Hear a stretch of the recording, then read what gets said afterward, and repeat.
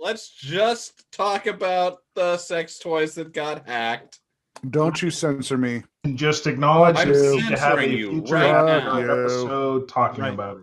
Yeah, say it's going to be a future. Let's just make say it we'll have a future After Dark episode where we explore the science fiction implications of electronically controlled sex toys. And then I'll call you a liar because we all know you're just going to spend an hour on Amazon looking at weird sex toys. Over positive.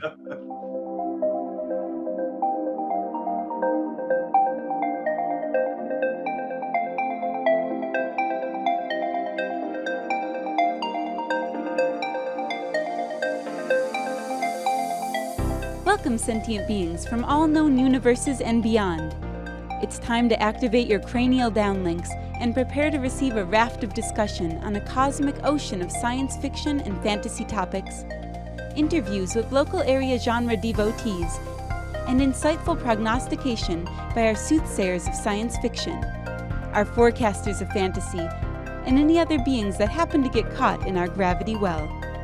This is the Galactic Driftwood Podcast.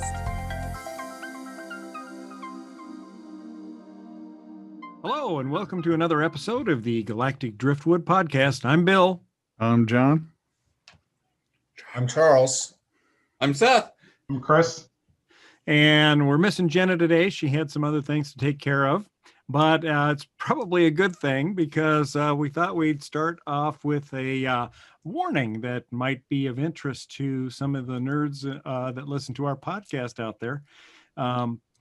We saw a article about hackers that are taking over these remote-controlled chastity cages.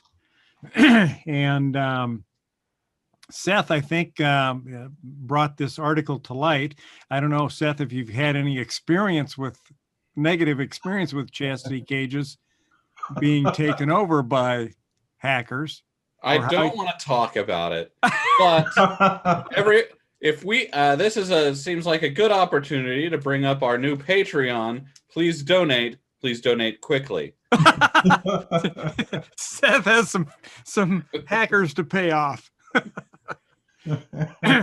Yeah, so apparently, according to the story, hackers took control of men's electronic chastity cages. So these cages are Wi-Fi accessible? Held them hostage. Yes. Yeah, they're apparently controlled by a cell phone. App control. There's an app for that. There's an app for you. A non-password app with control of your junk. I'm guessing that Steve Jobs did not foresee this when he said that there was an app for that. And it's like all of my accounts are going two-factor, and they're not even going to put one password on this thing. Right. I think I'd want like 10-factor authentication if I had one of these. I do not want to get locked out of mine. Well, okay, so you'd have 10 safe words for your junk cage. I would. Hey, that seems like a pretty good app that should be created to protect these sex toys. Just call it Safe Words app, and there you go. Yeah, I like it. I think we might have to explore this topic in greater detail in an After Dark episode at some point. What do you guys think of that? I pass. I quit the show. Maybe we can get Jenna. You'll be there, and Jenna you'll like and Linda to weigh in on this too. Oh, you don't have to be there, but you could wear a hood, and we can call you Sean. I quit the show twice. and you could relay your real life experiences anonymously. Have a leather mask that you unzip, and it's just like Sean's going to tell us all about it. And that's 3 times. On a serious note, there was an article about some advances in AI now where they can actually take a short snippet of audio and from that reconstruct fairly accurately an image of the face that audio belongs to, which raises, of course, some security concerns because think of how many places your voice can be recorded. And I would use fairly accurately loosely. Well, yeah, I mean, it was surprising, yes, but beyond a doubt, provable. We'll talk about it. Yeah, from the images that you showed, I don't think so. I don't think that this is ever going to be able to. Yeah. Well, maybe not ever, but at least right now. Well, it's in the beginning stages, but I think even in the beginning stages, it's far more accurate than I would have expected it to be just from the sound of a voice. Yeah. But when you say accurate, well, I mean, looking at the images, and here, let me. I'm going to throw this up on the screen here. Yeah, show the image that you shared in our Discord. Yeah. All right, here we go. Did you share it? Where'd you put it? So to have an understanding, though, this. So you see that software. So would you say accurate, or would you just say it got their race right? Their race and gender. Well, I would say race and gender definitely correct. Well, hold on. Well, are there other examples? It's like an example of one isn't actually. Well, it's almost like saying all black people look the same or whatever, except you're doing it by sound bites. But so you've taught AI to be racist. Well, I guess actually, if you look at Reddit, AI already knows how to be racist. But yes, well, here's the thing: this software works by feeding sample data that it is provided. So it's not like it took voice samples and made up faces. It's taking, I think it said, looks like 100,000 in voice pairs extracted from YouTube. So your sample data is based off of YouTube and varying voice qualities of mics and things like that to recording, various video qualities for faces shown, lighting, and all that kind of stuff. So it's impressive what it can do. However, as far as how much trust or where it can be used, I wouldn't think that this would get very far. No, but I think it was given a basic set of morphologies in terms of how faces look, and then it just chooses. Well, yeah. So what if they came across a video of a voice actor, right? Someone who can manipulate, change their voice or an accent or something like that. The one thing I want to talk about, touch on real quick, is with AI and machine learning, that sample data that it's provided when it's going through learning is crucial, especially if it's using like a neural network kind of thing. There's a lot of different points, and that one point of bad data ultimately affects the long term of how accurate it's going to be. So feed it garbage, going to get garbage in result. And I think that's key when looking at this is I think the study's going in a good direction. They're pulling from information that's obviously inexpensive to do. They're pulling from YouTube videos to get voice and faces, but I think their sample set would be better served in actually sitting people down, recording their face outside of YouTube with the same type of mic and everything like that. But then control, again, it only takes a handful out of the 100,000 videos. You need 50 or 100 maybe, of poor data samples. And I think that's where you start to see some of the oddities in that link that was shown, where you have like, is it Daniel Craig showing up as like an 80-year-old woman or something? It's just bizarre. Yeah.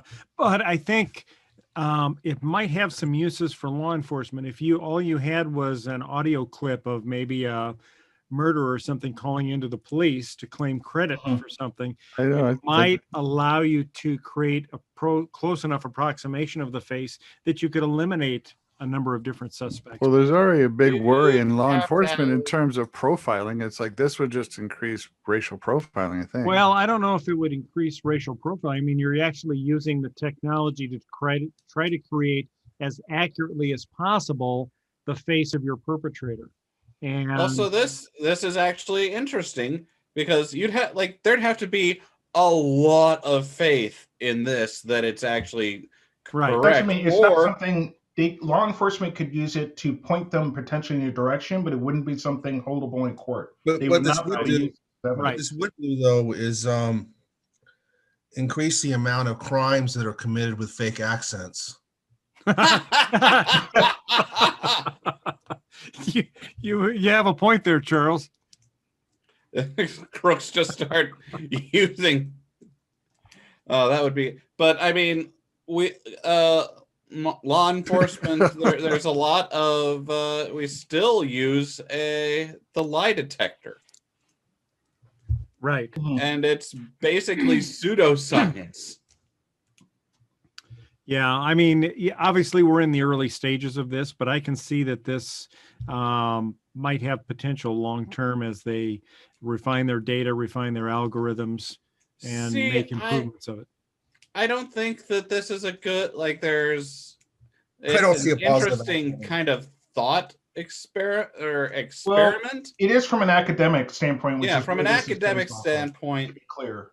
From a usefulness in the world, it's a whole lot easier to just have what I'm pretty sure already exists is a library of voices, like any number of voices. You could if you have a voice clip, you could maybe just like search the internet or have a system that searches a set of voice clips from the internet that go along with faces and IDs, and that'll get you a hit way quicker. Could you make a voice modulator that just makes you sound like Betty White all the time?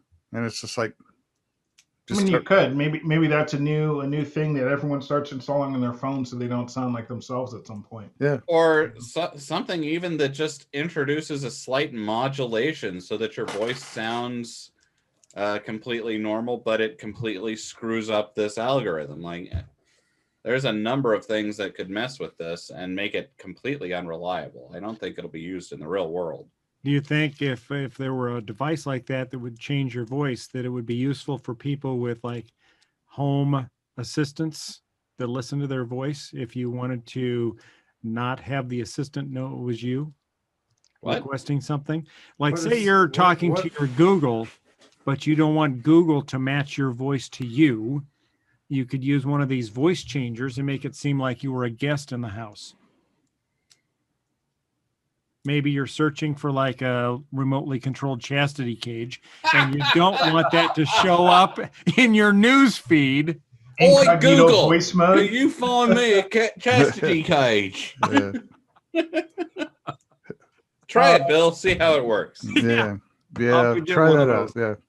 Do a little, Look for a chastity cage with Christopher Walken's voice. That would be something. Maybe Google will get that. What if that starts really screwing up Christopher Walken's search results? Indeed. Ooh. If it could make everybody sound like Christopher Walken, that would be interesting. That would be. That's an acceptable world to live in. I think I can deal with that. Hey, all right. Now, what do you guys think about all these millionaires that have lost their passwords and been locked out of their Bitcoin fortunes? Well, it's not all these millionaires. We heard one story about a guy who. Well, there's a few, but it's like basically because a lot of people bought the Bitcoin when it was nothing, when no one thought Bitcoin was going to be anything, and then all of a sudden they locked away their passwords, and Bitcoin is quite a lot now. Yeah, and I mean that's kind of it's cryptocurrency. So if you don't have if you lost your password, I mean that's gotta be frustrating though. I mean, if you load it up on your basic, it's like I don't know if you give new passwords to everything. It's like, for a lot of my junk accounts, like my Hy-Vee account, it's like to have the Hy-Vee saving, I have an account. I have like a password that I use for that. But it's like, so you make new passwords for everything, Seth? Absolutely everything. I do too. What a waste of time. I use a password manager. Yeah. Well, all right. Well, then what happens if your password manager collapses? What do you mean? Once again, it's encryption. Like the password is used to unencrypt the data. So you don't remember all the passwords? No. There we go. But you just got to safeguard your master password effectively. Right. So. Yeah, exactly. But what if you didn't put your Bitcoin under your master password because you didn't think it was going to be anything? Well, then you're SOL. Right. Which a lot of these millionaires are. Well, yeah, I say a lot. I don't know relatively how many. Enough to make it worth an article, apparently. Yeah, that's true. Are you a millionaire if you have a thumb drive with $250 million on it, but you can't access it. Nope. Are you a millionaire? Well, no, it's worse than it's like you're like Schrödinger's millionaire. Well, some of them are millionaires because somebody offered 75 million, I think, to dig in the dump yard. Yeah, he wants to go to millionaires. He wants to give money to the junkyard so he can go dig looking for the hard drive that has his password. Huh. How nuts is that? It is nuts. That's a long shot, but would you do it for $250 million? That's the reason you want to have your password safe, stored in the cloud, right? So you don't have it. So you don't have it tied to a specific hard drive. Nothing bad can happen to it there. Well, I mean, the whole problem with that they're experiencing right now is that these are encrypted in such a way as that they could put that data out on the internet, just like put the whole data out there. Anyone could download it and look at it, and they'd never be able to get that money because you need the passphrase to unencrypt the data. Without the unencrypted data, it's just gibberish. It would take you longer than the life of the universe to try to hack it. That may eventually change with more advanced computers, but for the time being, it's like the algorithm that's used is just insanely complex. Yeah. Well, did that guy use this? Use that algorithm or no? Well, that's what Bitcoin is based on. Is encrypting Bitcoin's stuff. based off this algorithm that can't be regulated basically by any like larger governmental finance thing or whatever because it's completely off the grid, if you will. Yeah. On the grid, off the grid, but yeah. What we don't know is how sophisticated a password he used, or if he used a hard drive based computer password manager. This guy said he used, I believe it was in this article, he thought he used a variation of a password that he normally uses, and none of them have apparently worked. So he must have thought, boy, when I do this one, I'm going to do something different, and then totally forgot what it is. Right. And now he has, I think, 2 guesses left. 2 guesses. And it's like, and that goes back to Seth's question. Is he a millionaire or is he not? He has literally, there is 2 chances for him to enter the right code. Ask me that question again after his second chance. But it's like, is it almost cruel to himself for him not to just end this? Because it's like, this does seem just like the worst thing. Almost, it's like, let me ask this question: $250 million right here. Do you think it would be possible for him to go see like a hypnotherapist to maybe I was wondering about that too. I was to the point where he created the password, because obviously he had to type it. He had to think of it. He had to type it into something, save it somewhere. And conceivably he used the password more than once when he was, getting the thing initially set up. Right. So it's got to be somewhere locked away, you'd think, in his mind. Maybe through hypnotism, it could be recalled. Do you think? I don't know how reliable that is. Like, I need to see some actual science on how. How many guesses? But I mean, he's got 2 guesses left. He has 2 left. But has someone reminded him to turn off cap locks? Well, like there was the whole thing in the 80s with these false memories from like the using hypnosis. So it's like you've got 2 shots left. It's really easy to load in memories because, it's like on any memory that people have. You can load memories into people. Oh, sure. And our memories are not locked in stone. They change over time. They are not.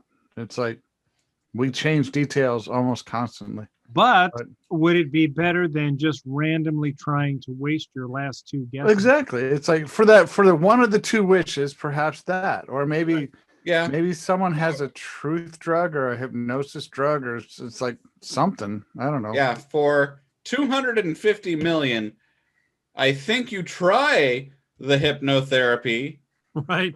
And you also try a little sodium pentothal. Try grinding up whatever truth and memory drugs you can into a cocktail and just shoot it. But I think I would have done that as soon as I got down to like 5 guesses left. But here's the thing. Was he writing them down, and did he already guess or use the correct one, or think he had the correct one, but accidentally do a fumble on the keyboard? His first attempt was the right one, but he got like a cap lock accidentally on one of them. He shifted. That's where you type it out first in Notepad and then copy and paste. But was he being that careful? Yeah, probably not. Well, maybe he was, and that's how he got up to 8. That could be. I'd be curious if so you run into similar lockout issues with like law enforcement or people who are trying to break into iPhones where they can't get them unlocked or whatever. And there was a company out there that had this black box procedure basically where they clone the phone and then they can just keep trying repeatedly without damaging the original. I do wonder if at some point in the future there's a potential recovery process where they can clone this chain, if you will, to an extent where they can try and validate it. That way you can try more without harming the original, but then you run the risk of fraud, I guess. Yeah. What's Bitcoin's obligation to this? Can they give him like more guesses? No, none. No, it's not regulated in any form.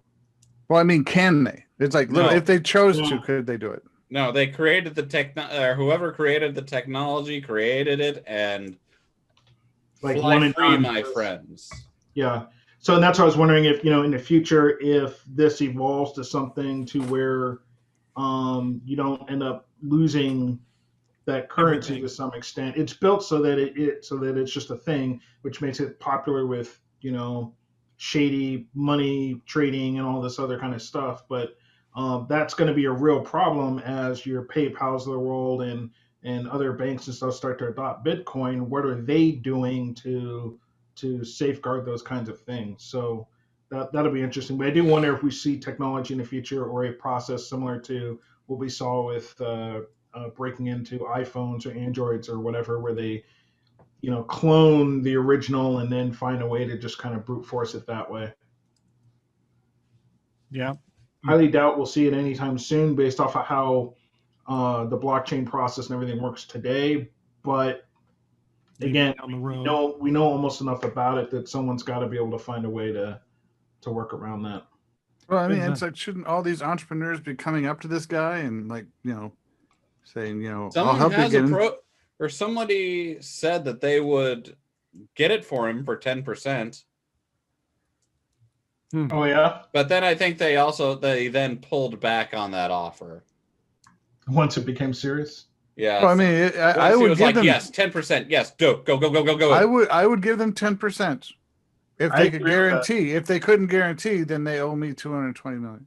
No, actually, I like that deal. Yeah, no, I would have a contract written up. If you can guarantee, I will give you 10% if you can get into it. But if you don't, you owe me $220 million. If he loses, if the guy you consult with loses your last 2 attempts in the process and doesn't have a payout, then he should owe you some sort of penalty. Yeah, there is that. I'd say if he succeeds, he gets 10%. If he how about if he succeeded, he'd get 20%. If he fails, you get 10% of the money that you should have gotten. Right. No, I want $220 million. Because if you can't do it, then don't come up here and tell me you can do it. Well, if you can't do it, then let's not do this. It's like if you can, have $220 million to give you though. Yeah, the problem is anybody that would have the ability to hack into it probably doesn't have $220 million to pay you off. Yeah, so go away. If it fails, so nobody'd help you. Bye-bye. No. So then you'd be just bankrupt. Then maybe they could figure out a way to demonstrate the feasibility of what they're suggesting. I don't know. What would you do? I would just sell the dongle with 250 million on it for $20 million. To who? Oh, to whoever. There would be any number of people who would go for it. You know, at this point, that's probably his best bet. You're right. It's like there's other. It's like it's Schrödinger's jump drive. It's like you could get you can get money out of it if you do it right. So yeah, you're right. And a half, guys. It's literally it's no different than gambling. It's like pull the slot. You know, is there a payout? It's like you have two chances to win $220 million. Do it. So I think the moral of the story is take your passwords seriously. Make sure you're using some sort of decent password saving utility that maybe is cloud-based, and so you don't lose your passwords. Perhaps I should look into that. You're using doesn't have, do your research in your digital wallet, see what they have for recovery options and things like that. If they don't have one, figure out what your backup plan is, because if you get serious into the millions. Yeah. Well, this is kind of a unique situation, isn't it? I mean, if they lost any of my passwords, it's like I can call the institution and work out something. There's some way to. The thing is, it's unique to Bitcoin, but it is way more common than it should be. I mean, I think they said their percentage is up to 20% now of money that's lost in digital wallets of the entire, Bitcoin. Yeah, just gone forever. Just gone. So, I mean, that's a weird thing to think about, and boy, there's arguments there to why that should be regulated so that people don't lose all their money. But at the same time, it's like that's on you. Yeah, I've had the a taste of that to a degree with creating encryption keys. So years ago, it's probably been 20 years ago now, I started experimenting around with creating encryption keys so I could send encrypted emails and stuff. And peer-to-peer. What's that? Peer-to-peer. Yeah. And so when you create these keys, you can create them and then you can upload them to a global key ring so that when you send an email to somebody, they can go out and validate that email actually came from you, and then they can decrypt it with your public key. Well, when I created those originally 20 years ago, I didn't create them to expire at any point. So they're still sitting out there long after I've forgotten what passwords I used to create them. So since that time, I've gone in and created new ones that have expiration dates of maybe a year or 2 years down the road, so that they expire, they get deleted, and then I can create a new one. So I don't have, 20 million Bill Newman secret keys out there, and then people have to figure out, well, which one is the real one, So, yeah. So use a password safe, set expiration dates on crypto keys, things like that. Two-factor, use two-factor. Yep. I don't know in the future, like if governments were to try and regulate this, is it even possible, or does it make any sense to take on the risk of insuring it? Like you'd have insurance on banks today. If a guy can just lose 220 million, should anyone be responsible for helping that person? I think this is kind of the point of having some regulation. Yeah, no, I think that's fair. Yeah. You don't have the Federal Deposit Insurance Corporation available for Bitcoin today. But when do you decide? Because I mean, when he bought the Bitcoin, it was worth nothing. It was literally, it was brand new, and now it's worth this. But it's like, if you got into something that you never thought was going to turn into anything, why would you want to insure it? It's like, honestly, Bitcoin, when it started, who thought it would succeed? Well, why did any degree? Well, it was 220 million to even check on it. Yeah, I mean that's at $1 million. Well, that's when he thought of it. When he found out, I mean, it's like actually Big Bang Theory did an episode about that, where all of a sudden Bitcoin's worth something, and the gang remembers that they bought some Bitcoin, that they might have $5,000 worth of Bitcoin, and in the end, they couldn't find their jump drive, and it turned out that the steward at the comic book store actually found it and erased it. But yeah. So this was covered in Big Bang Theory. It's like, who would have thought? It's like Leonard didn't keep his jump drive around or keep very tight track of his jump drive because he didn't care. It's like, who cares? It was like, I got some when it was like nothing. Yeah. It's like, and now, but it's like, now that guy has all the Bitcoin, and it's worth something, but he can't get it because he wasn't paying attention. It's like, should you pay attention to everything all the time? All the things that might become something? Well, if you want to be rich, you should. Yeah. Well, there's the lesson there.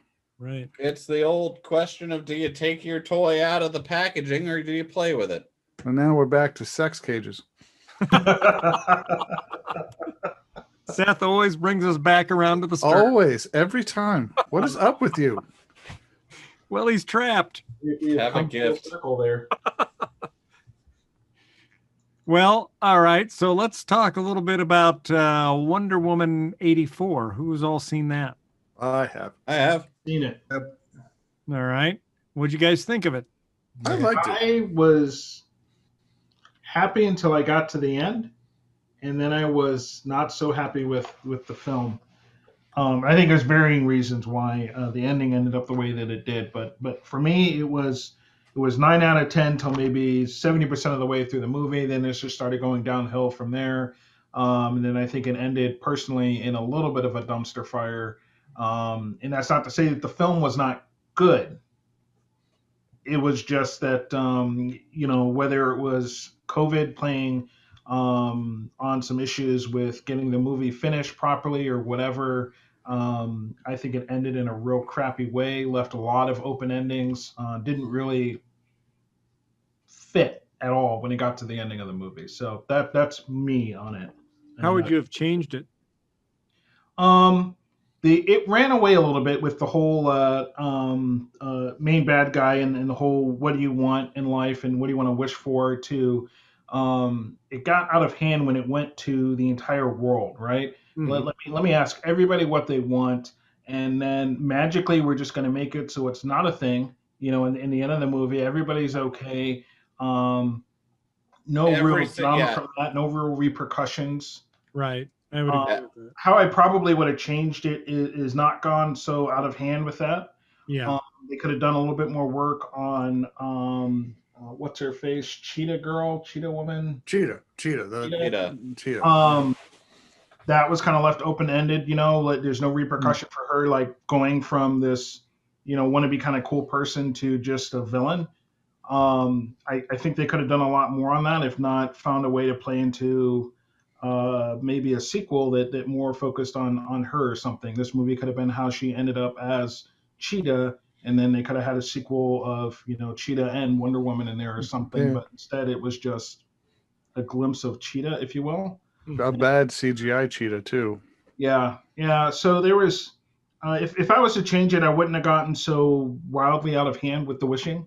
Well, that's just it. They introduced the wishing, I feel, just to figure out a way to get Chris Pine back in the movie, and it's like, it took on a life of itself and actually took over the movie in a bad way.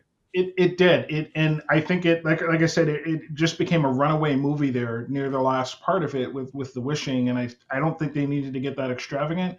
If anything, they could have found a way to. Maybe the guy had some powers and he used a couple of those powers to bring Chris Pine back and do a couple other things. And then maybe he became overpowered with greed in his new powers, and Wonder Woman can't take him on alone. And Cheetah joins forces with her and they take him down together or something like that, instead of this whole world incident that happened that really didn't have any kind of wrap up other than everybody just unwish what you wished for and go on about your merry day. Never mind that half the world was freaking destroyed during that, and they just walked away from it. Right, and you have to know that there'd be a certain percentage of the population out there that would never recant their wishes, because they'd rather see the world burn. Yeah. Right. See, I thought that would have been a more interesting conclusion for Cheetah, is for her to have gone, nah. Yeah. I don't care what you say. I think Cheetah could have said no, she wasn't going to take it back. Mm-hmm. And again, that could have led to maybe another film in the future or something of her and Wonder Woman having to deal with whatever happened with the fallout. So his kid, Max Lord, his kid. Yeah. He at one point in the movie wished for his father's greatness. Yep. Right. Did he undo his wish? Because I don't remember seeing that. No, I would have to imagine that he didn't. Oh no! What did that cost the kid? Right. Not Pedro Pascal's best role, in my opinion. But he's only given, he can only do what he can do. The script, but I'm gonna disagree there. I thought he did really good. Like I did like the bad guy of Max Lord in this. Mm-hmm. Like I think it just went too far. Yeah. I think my favorite villains aren't the ones who are mwahahaha evil, but who cause intense, just so much damage because of their own greed and short-sightedness. Yeah, he wasn't inherently evil. He just wanted success. He was like a car salesman bitten by a radioactive spider. It's just cheesy, I thought. He wanted, well, you know who he's based off of. Like, that's obviously a Trump allegory. Right. Right. Because he was like Except this guy can research and loves his kids. Right. And would be seen in a museum. Right. Well, I never really saw the Trump allegory. Really? I did not. I know where they're trying to go with it, but he was like a fake wannabe wealthy guy that was really a con man. He was conning all these people out of their money and, spending it basically for whatever he felt like he wanted to do with it. I thought his whole black gold company where he was had bought up all this land that maybe should have had oil on it but didn't, and it was selling people shares in it on when we hit oil, you hit, when we hit our payday, you hit our payday. And I was like, oh, that's just Trump University, right? Right. Yeah, that's what I saw. Yeah, I see it. I don't know. I found Max Lord to be more charming than Donald Trump could be on a good day. Well, he somehow convinces we would have preferred Max Lord over Donald Trump. We'll just call it. Yeah. I'm just saying that's like where the root of the Max Lord character is. Right. The inspiration. Like, they obviously decided to make Max Lord work better than Trump, but then again, Trump became president, so... Now, is Wonder Woman immortal? Yeah, apparently. Well, she's a god. I mean... She's thousands of years old. Yeah. So... all of the Themyscira women are... Themyscirans. But Amazons. But I mean, she's the daughter of Zeus. I mean, she's a god, literally. Which I thought was kind of cool when she used her lasso to lasso that thunderbolt. It's like, I mean, that's her legacy. That's a thing her dad gave her. It's like. I thought that was pretty cool. How they went into that, and she's still, even though she's been alive all this time, she's still learning what her limits are, what her powers are. Yeah, she figured out how to fly. Yeah. Yeah. So like at the end, or her big fight with Cheetah, and I was like, is she gonna electrocute them both? Oh no, wait, she's immune to lightning, I guess, or electricity. That'd be something. Yeah, her dad gave her. But I mean, yeah, her parentage. That I guess makes sense. Has Wonder Woman ever been able to fly in the comics? Yeah. All the versions? Not all the versions. I mean, because I don't remember Wonder Woman ever flying in the comics. Maybe I just she flies the wrong now. Versions. She's flown in ever since at least the Justice League cartoons. Why would she need the invisible jet? Well, that was kind of from the 70s, 60s age. Right. I don't think she was flying then. Well, that was another thing. Where did they land that? Yeah. Where did they land the invisible jet? Well, that's the problem with we never found out. Bitcoin passwords and invisible jets. It's like, someone's just gonna like run into, like, be walking out in the desert somewhere and just like bong. Well, and that was a lot of little details like that annoyed me in the movie. Ultimately, was also she stole that jet. Yeah. And how would Chris Pine know how to fly like a supersonic jet? He flew like wood and canvas World War I planes. It's like, well, he figured it out pretty quickly, but I mean, he was in there, and it's not like he just knew everything. He was more like, nope, yep, okay, then there's this, okay, maybe that switch, and he had to figure it out. But yeah, you'd think he would have crashed it probably. You fly one plane, you've flown them all. If you drive a car today, but you drove a car back then, it's like, would you be able to? I mean, there's a lot of different ways. Like, first of all, the cars of his day, you'd have to crank up. First of all, not in World War II. World War One. Was it World War One? Yeah, Steve Trevor's from World War One. Okay. So yeah, old. That's fair. So details. Yeah. So yeah, let's see. I kind of get what they were going for with the ending, though. I did not, so please enlighten me. I think what they were shooting for was an ending to a superhero movie where it wasn't resolved by who could punch the hardest. Yeah, I can see that. And I'm not saying that they stuck that landing, but I get what I think they were going for. I will give him everything is resolved by conflict, that sometimes it's possible through negotiations to let the bad side see that they're wrong and for them to come around to the light. Do you think it's possible that Patty Jenkins had too much free time? Because they finished this movie like 2 years ago. And has she been like, just like, all right, I generally don't write, when I was in college, write papers until the last minute, because if I did, I'd write it and then I'd like, I could change that. Oh, I could change that. Oh, I could change that. I just want to get it done. And she did it, but then she's had all this time to think about what she could change. And then I think there might have been a lot that was out of her hands. Because I've heard that there were, like, the studio had a role in some stuff, and going to theaters and HBO Max caused some revisions. What is up with Warner Brothers? It's like, I read an article yesterday that they wanted to, all right, The Edge of Tomorrow, the Tom Cruise movie about like time slipping, aliens. They wanted to remove time travel from that. I don't even know what that movie would look like. Why would Warner Brothers keep interfering in like all these movies? It's like that they ruin. It's like, and it's a demonstrated tendency for any studio interference to absolutely devastate their movies. And it's like, I'm not gonna say I don't think this was ruined. It's like, this is definitely better than some of the early superhero movies we got. Like, what do you think about Batman versus Superman: Dawn of Justice? I had another problem with this movie. And it kind of goes like this. So if I remember right, the first Wonder Woman, there was no love making.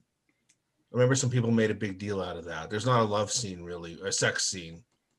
But are there sex scenes in any other superhero movies? Well, there is in this one, though, the second. Mm-hmm.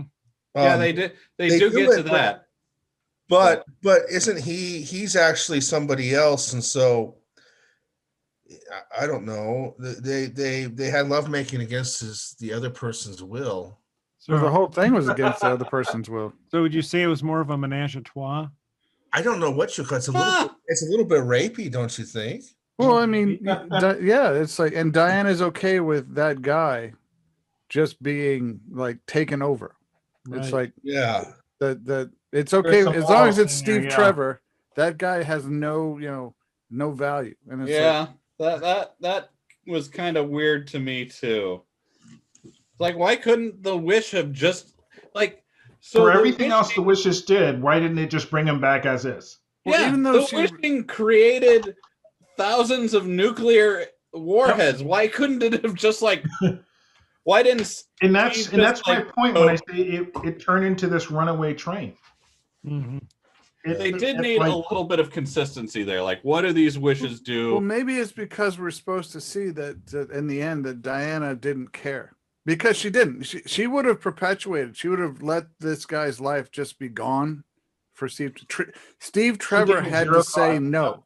Steve Trevor had to say, "You have to let me go." I think because she wouldn't have. I think this was a narrative device that they just wanted Steve to have this apartment ready to go or something, as opposed to just appearing naked out of nowhere. I don't know. It's like I think I definitely would have had some notes on this. Just like, okay, so why with the guy? Like, why not just Steve's there? And can someone remind me what the whole deal was with her losing her powers a little bit?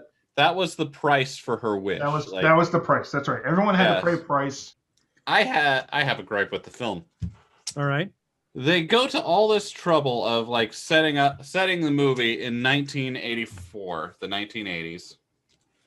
And we go around with Steve Trevor being like, "Oh man, you should look at all this amazing 1980s technology. Woo, be amazed."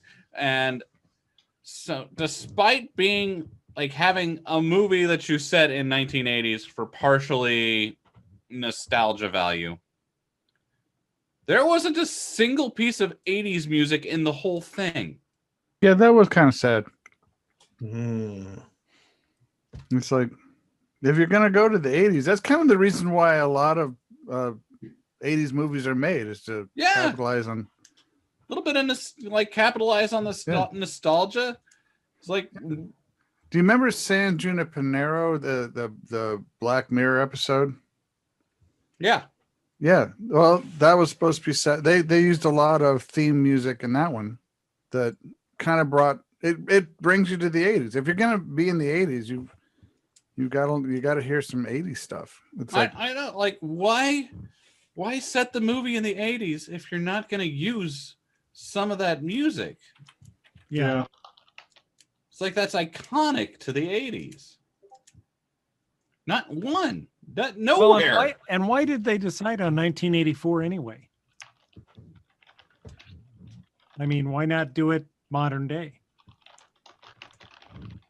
See, that's another thing about the movie is, like, I don't know what their timeline, the DCEU's time, or the DCU's timeline is looking like now, but wasn't the Superman supposed to be like the first superhero who came out, but there was also Batman existing at some time, but Wonder Woman was supposed to be under, like, the first Wonder Woman movie just kept her as kind of like a background element in history, but this one, everyone should know about Wonder Woman because there was this nigh apocalypse that happened. And that's the problem when there's not there's no overarching story for this. When they're doing these films, they're largely almost done independently, where they just write whatever story that they want. There's no canon. There's just none of that. As much as they say that there's not. They're not really tightly put together, and that is what it is. So, not saying I'm a fan, but right. All right. So, are you guys? Who's looking forward to Dune? Oh, I am. Oh, right here. Yep, I am. I'm looking forward to Dune. Now, there's been previous Dune movies, right? I'm familiar with the one that Patrick Stewart was in, but Seth, you've watched two previous Dune movies. Let's see. Let me get the actual information on. I think it was like Sci-Fi did like a Dune miniseries or something. Yeah, there was a Dune miniseries. There's the first one that I saw was the David Lynch Dune from 1984, which had Patrick Stewart in it. Yep, same here. And I actually really like that one. Yeah, it's still good. Like, that's we're talking about 80s music. That's got like quintessential kind of 80s music there. It has Sting. It has Sting in it. Sting's in it. Yeah. But it's got I like the soundtrack from that movie, but diverges quite a bit from the book. And if you've ever if you've read the book, you know about that they did something really weird with the Weirding Way, where it was this sound module where you make specific sounds and then it makes destructive force out of it. So that was weird, but it was a cool looking movie with I still like it. It's I love a classic sci-fi movie. It's really great. The sci-fi miniseries, which was sometime around 2000,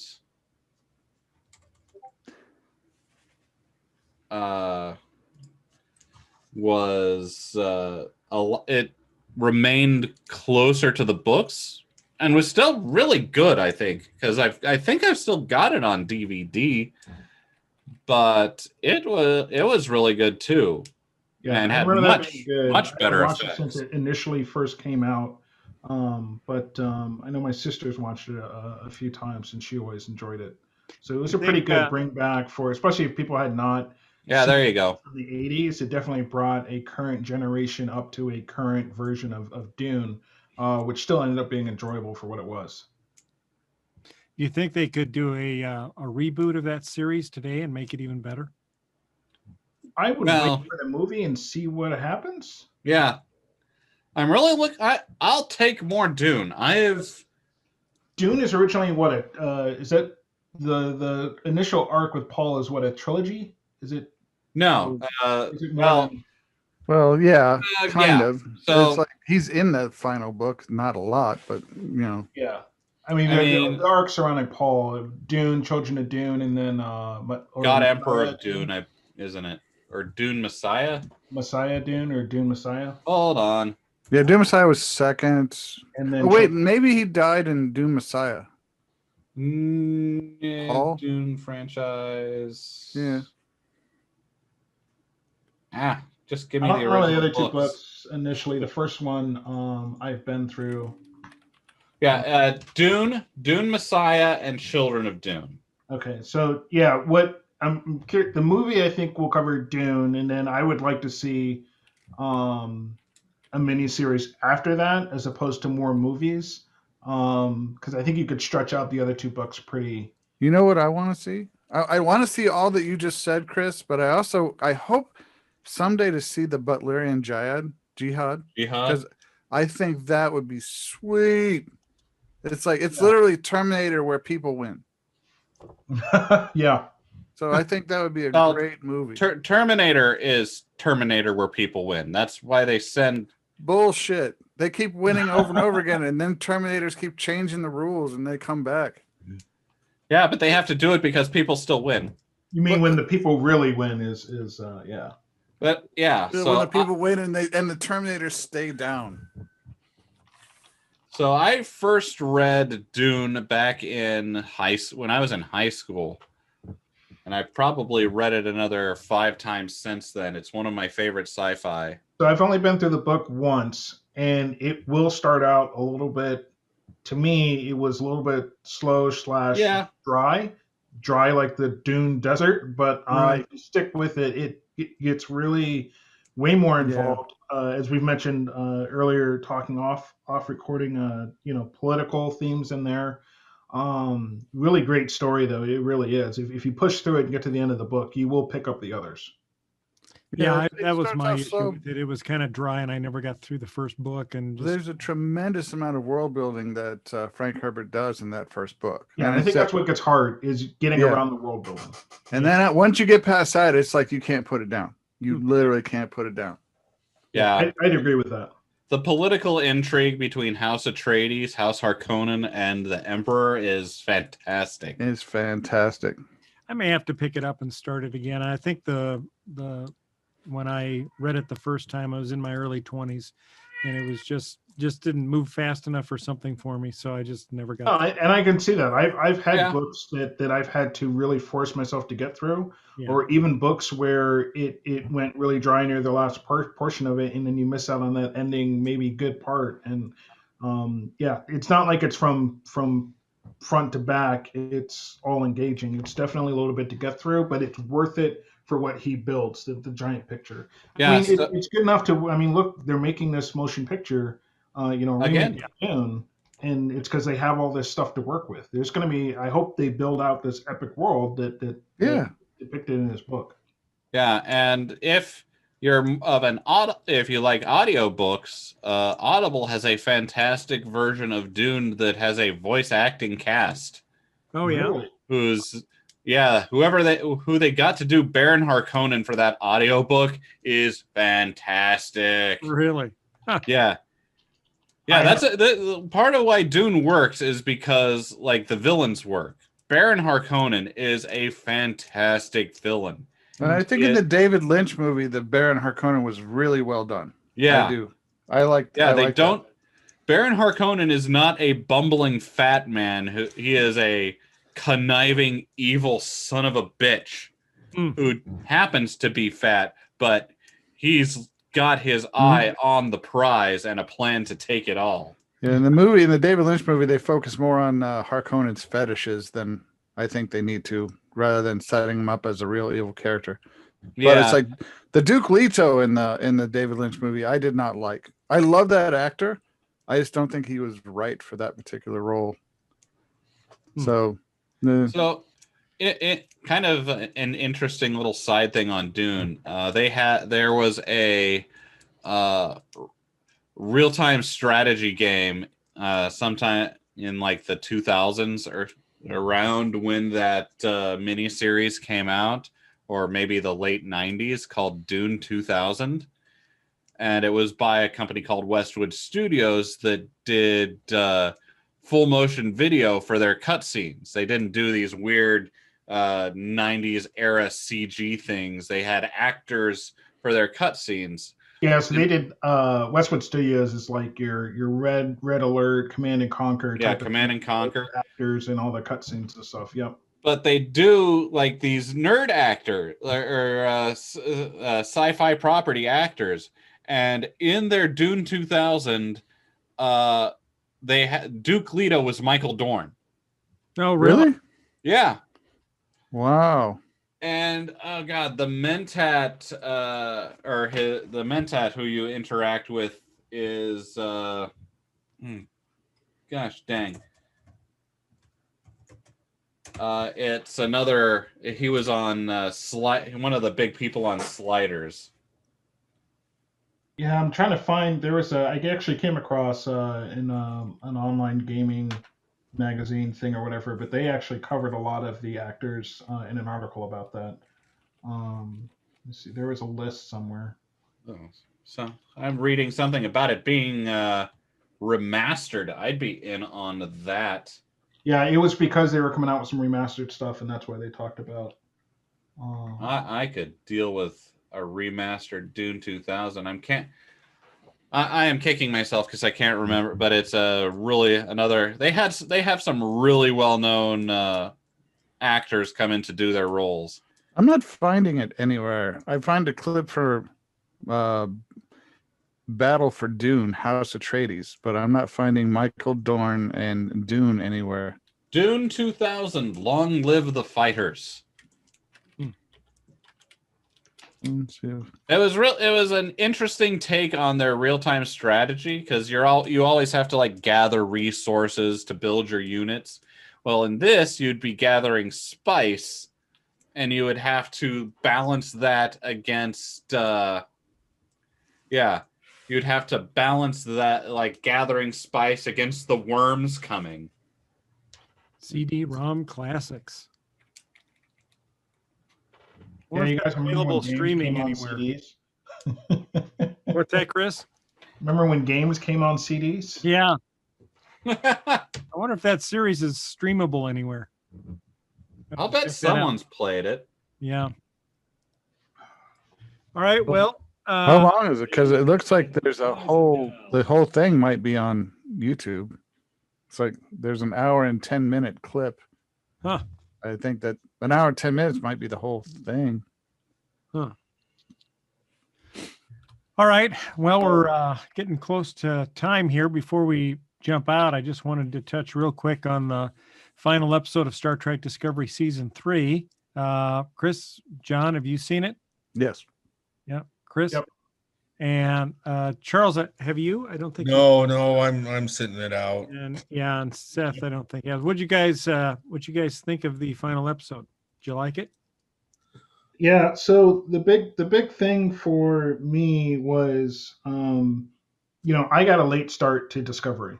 Mm-hmm. Right. So I actually, if you guys haven't watched it, for anyone watching, I didn't start it until maybe a month and a half ago or so. Right. I started it, I got engaged, and I burrowed through all of the seasons. And the character development is phenomenal. We talked a little bit about Giorgio, one of the other podcasts, and how she's changed from this emperor to ruthless emperor to somebody that's a little bit more embracing the Starfleet ideals, I would say. Yep. And it was just awesome. So the way the whole season plays out, for me was pretty good. I like some of the commentary in there with the spore drives and science behind that. Mm-hmm. I think there was one quote in there. You fly around in a mythical place of mushrooms or something like that. Right. And you're surprised about some other weird science thing going on. Right. They had some really good humor in there that was pretty good. But I overall enjoyed this season. All the way down to the ending. They leave you wanting more. They didn't really they didn't ruin anything for me, I think, in every episode. Yeah, and I think they've kind of left it wide open for season 4 as to where they can go, because now they're at a point where they've got this access to this source of dilithium to get basically civilization as the Federation knows it back up and running again. And they've got kind of the Orion Syndicate on their heels with the taking out of that huge ship and the leader. And essentially the Orion or the Emerald Chain, I guess, as they call it, which is a combination of the Orions and the Andorians. They were kind of on their heels anyway, because they were running out of dilithium. And so they had specifically come to the Federation asking for an alliance. And so I think at this point now, the Federation is primed to kind of pick back up again, make contact with all those worlds that have been left out. I think at the end of the episode, it mentioned something about the planet Trill wanting to join the Federation again. It looks like what's the planet Vulcan called now? Navarre. Navarre. Yeah. The planet Navarre seems to be rejoining the Federation. That picture Linda had up is of the new uniforms that the Federation uses in the 33rd century. And little tiny bit authoritarian, but okay. Yeah, cool. I'm not really fond of the new uniforms. The riding boots are a bit much. Yeah. We'll see what they stick to. Why would you want boots like that on a starship? Good question. I don't know. They didn't go into any special tech, I don't think, on them or anything like that. Well, if you remember Star Trek, the motion picture, and the rest of the Star Trek movies, Star Trek changes uniforms like most people change clothes. Yeah. Like by the time they pick up season 4, they might have a whole different uniform design. Yeah, and I think I kind of think that they got too enamored with the bigger boots that they were wearing in the Mirror universe and the look that portrayed. Maybe when they went with this new uniform, I don't know, but I'm just not really in love with the mostly gray. Just seems to be blah. Yeah, blah. Right. If I was going to cosplay, I would not pick that uniform myself, but maybe they'll change it. Maybe they went with the Federation had to go with the gray because they didn't have access to the textile planet in order to get. as a Jedi, I like boots. I like those boots. Right. I do. But it's the rest of it that can just kind of go away. I mean, Jedi got to have that for walking through lots of mud and stuff. Right. And sand and lava. A story point on season 3, which surprised me, was when they're trying to figure out the burn, and everyone just kind of accepts that what happened. and you have this split in the universe after the burn, and it took this crew of Discovery to come in to really press them and ask the hard questions and try to dig down into it. And I'm like, what? Really? Nobody in the entire universe was really trying to figure this out? I thought about that too, but literally it kind of solves itself because literally Discovery was the only ship that could go anywhere and find out the answers. And that's fair. They had challenges which prevented them from really solving it. What I didn't like was the solution to the burn. That was just dumb. That was just totally dumb. It almost made me just like, damn it, Kurtzman, you did it again. You ruined the show. But it's like, I'll let it go. It's dumb. It was just it's dumb with an extra layer of dumb with a side of dumb. But it's like otherwise the show was really good. It really was. If they do it another way, is it just a matter of like, why do you think it ended up that way versus just is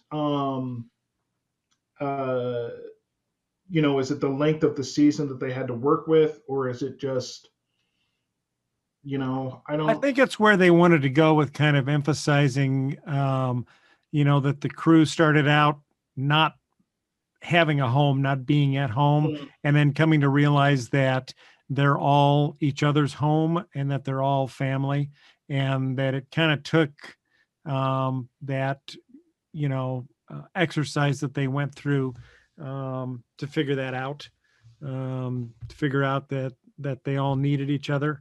I think they kind of touched on that a little bit in the Ready Room with Will Wheaton. I don't know if you guys watched that as well, where they talk to the season, the writer, and where she said that was kind of their goal, is to kind of, make them do a little bit more in depth into the character instead of into the characters on the show, rather than make it all about the technology and stuff. And so I thought they did a good job.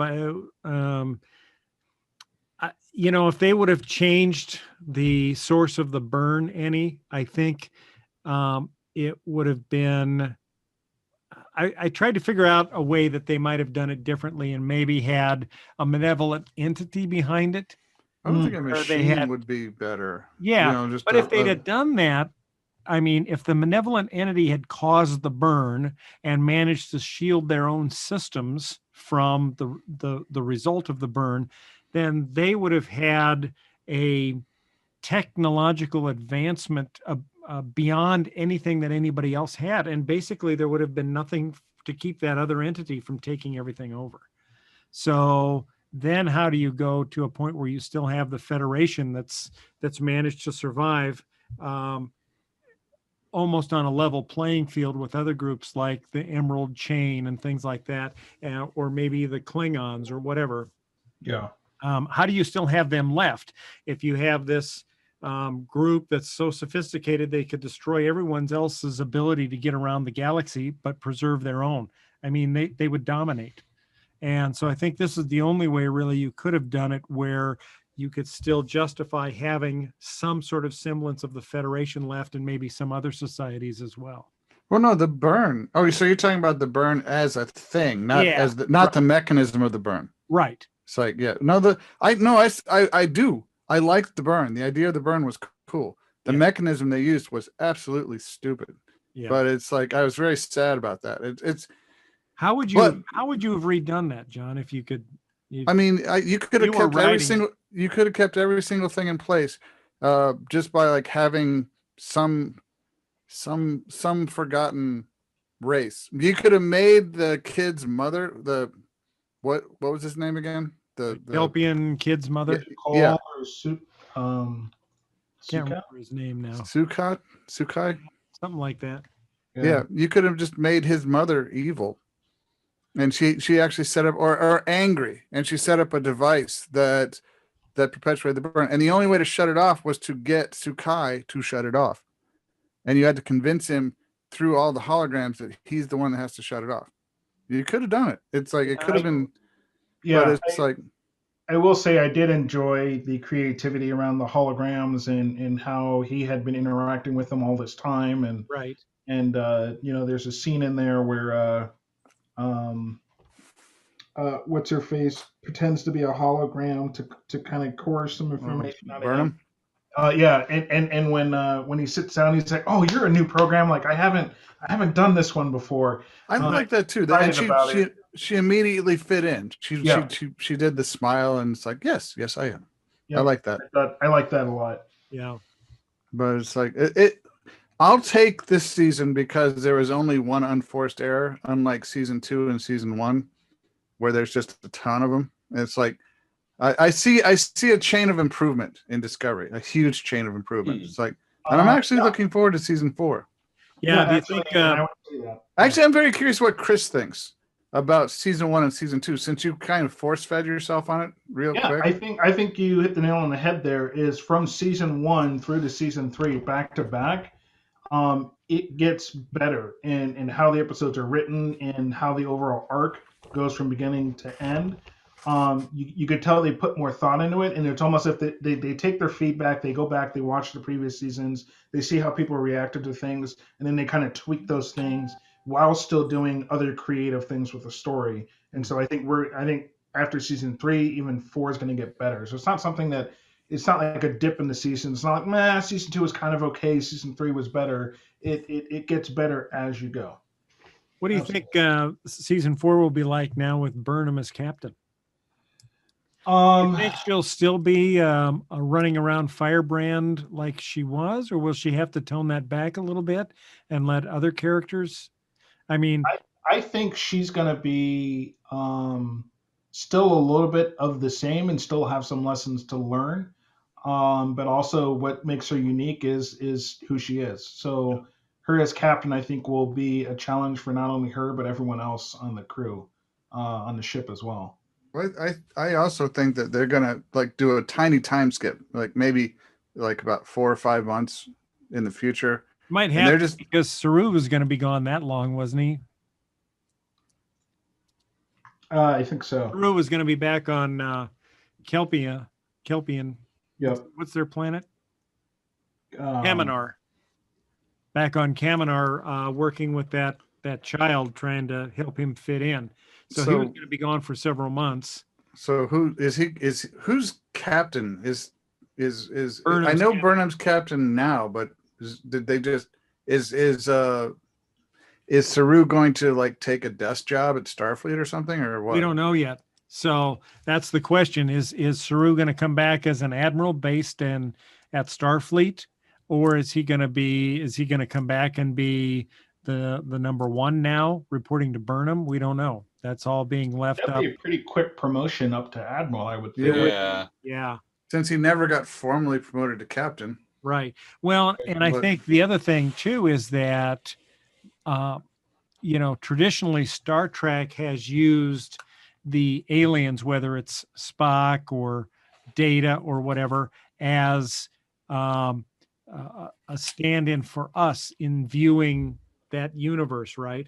And I think that's the role that Saru has played well, has played as well, in that, he kind of represents the outsider view looking into this universe and sort of providing a different perspective on what he sees as humanity.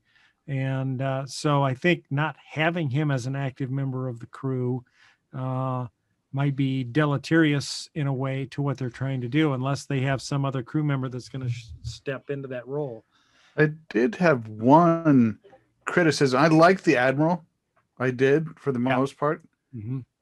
But I don't know why they let the crew have the ship. They should have taken the ship away from them. That tech is just far too valuable before they could reverse engineer it. It's like, it just seemed like Saru was making very emotional decisions that could have cost them the spore drive, which would have cost them everything. And it's like, it just, I felt the Admiral put up with a lot of Saru and Burnham's bullshit in a way that was actually dangerous in terms of the future of the Federation. I think you're right, but at the same time, they've gone. In my mind, I would view it as the Admiral has been living this life for such a long time where they've not moved forward. They've not really made any change, and there's going to need to be a risk to be taken to solve some things and to actually move forward. Because otherwise, everyone was kind of like at a stalemate. Is how they kind of viewed that world at that moment.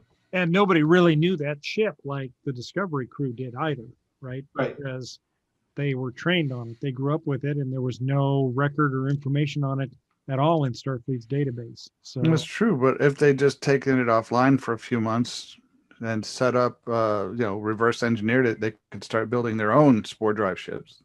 Maybe, but they don't have a tardigrade. They don't need a tardigrade. It's like they have Booker and his species. Yeah, but they didn't know that at the time. True, but and they may not still know it. Well, I mean, but the Doc Stamets knows how to create the human channeling that you can navigate the ship with. He can make other Stametses. It could be done. I'm just saying, it's like it just seemed reckless and wild. It's like, well, and the reality is, if they had done that, we wouldn't have a season 3. Right. Yeah. Or it would have been very boring season 3. Yeah. The Discovery would be in dry dock for the whole season. They gave Saru and Burnham a very long. I agree. In reality, if it was under control today, like what would we do, or what would we see our, let's say like military force do or whatever? They would just put it on ice for a bit. Yeah, they'd classify it. It'd be a whole under wraps program while they tried to reverse engineer it. I agree with that. Yeah. And was the Emperor worth having around? I mean, honestly, to burn them. Well, yeah, but it's like she's dangerous. Well, she was just dangerous. And that was a very complicated thing, and I do not know why there wasn't more monitoring or control over where she was going and who she was talking. Because she clearly did whatever she wanted when she wanted.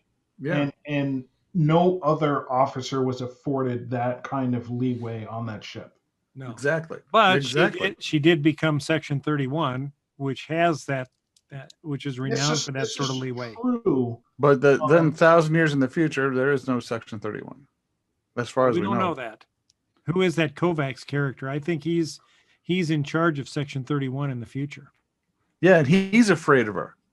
So that should tell you something right there.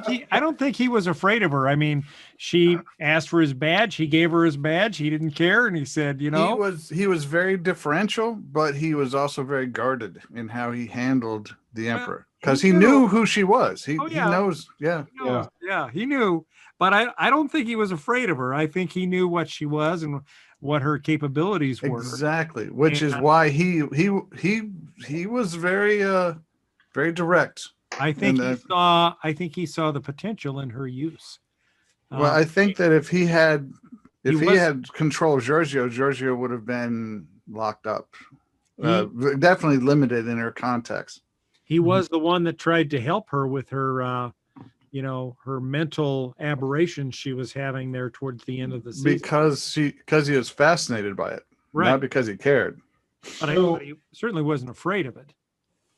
So remind me, they are making a Section 31 spinoff, right? Yes, which is why she has to go back to the past. Right. Yeah. So in season 3, I don't know if I would say she becomes sick, but with the phasing of time and her being from another dimension, her body can't take that. So she ends up stepping through a gateway, which we talked about in an earlier podcast, to go back and basically save her life. But she's going to be part of Section 31 in that new dimension where she goes back to, and they're going to do a series off of that, which I'm excited about because I think I like her. Yeah. I really liked her up to the point to the end, because even to the very bitter end, she was still a smartass. I know. Well, to the very bitter end. Bill and I were talking about how are they going to do this, because we knew about the Section 31 spinoff even before that they went in the future. Right. And it's like all of a sudden they took Georgia in the future. So Bill and I and a lot of Star Trek fans knew that she has to come back because Section 31's in the past. And it's like, Now we know. It's like, and it's like, I kind of feel like it's a woke Giorgio, a Giorgio that actually has a conscience. Right. I like that. Right. It makes the character more complex. And I will say, I didn't know anything really about Section 31 going into Star Trek Discovery, but I have a completely different view of Starfleet now and how they operate and whether or not it's all for the good. Yeah. They clearly have a division like most people will have, where there's just no red tape. I think I put a comment in the Discord the other day where it's like there's CIA Black Ops or something like that. Yeah, right. It is what Section 31 is. I honestly, I could go for that. I think it'll be a nice change of Starfleet and what they represent. They've had it it was in Enterprise, it was in DS9, but they never used it as much as I felt they should. It's like, because there's Section 31 is kind of cool. So I have to wonder if the Section 31 we're going to see. So obviously she's going back to the time frame from which she came from, right? Because that's the only way she's going to be able to survive, because she's from this other dimension. So you can't be from another dimension and in another time and survive. So she'll be going back to the time frame that she's from. Now, we know that time frame is about 10 years before the time of Kirk and Spock. So there's a lot of time period there of Kirk and Spock where a lot of things happened in the Star Trek universe. And I have to wonder now if maybe we will see some things set up that sort of, it's like, oh, here's the rest of the story. So the story of Kirk and Spock in this particular episode, but here's something that you didn't know that transpired to set that whole thing up. And I think that would be very cool if they did some things like that. Oh, you mean like retconning some plot holes? Yeah, with Giorgio, right? Or not even, maybe not even necessarily. It doesn't always necessarily have to be retconning plot holes, but maybe just something that something happened, or there's something going on between two species, some war or something like that. And then we find out that war was maybe set up by something that happened that Section 31 did, 10 years earlier. And that led to this problem that Kirk and Spock had to face. I think that would be kind of cool too. I don't necessarily think, that should be every episode, but an episode or two like that, maybe even that would be nice. One, would be kind of cool, where you see, oh, this kind of ties in perfectly to this whole episode. I think that would be kind of cool. How does Giorgio own to like the really ultimate Star Trek fans? It really is. Yeah, right. Yeah. How does Giorgio not wreck the timeline though? I mean, she probably knows everything that's going to happen for the next 1,000 years. I was literally just thinking about that, and it'll be interesting to see maybe how they write that in, or personal struggles she deals with not trying to change something. Yeah, it could be. Although, does she have, just because she jumped forward 1,000 years into the future, doesn't mean she knows everything that happened. I mean, she knows there was a burn, but she doesn't know necessarily what caused the burn. And there's not really anything she can do to change the fact that the burn's going to happen, because she doesn't know what caused it. Well, she was in sick bay a lot, and I think that she might have just gone through the library, found out all the really neat, interesting stuff. It's possible. Anything's possible. I'm sure if they wanted to do a story on that, they could. They could say, well, she knows something. You think that the Guardian at the Edge of Forever sent her back to the where she was before? Yes. Because otherwise, because the whole plot of that episode was that being out of time and space, so right. she has to be back in the time. Right. So, the only way they can't put her back in the space. Right.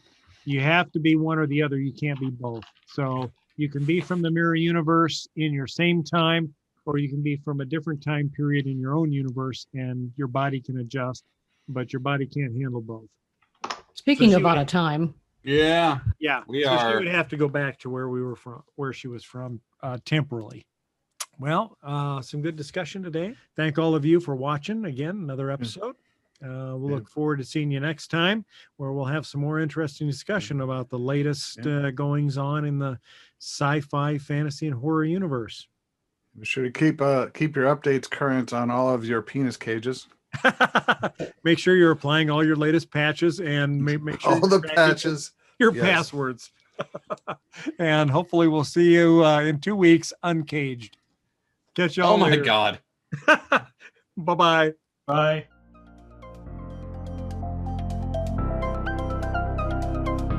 Thanks for listening to this episode of the Galactic Driftwood Podcast.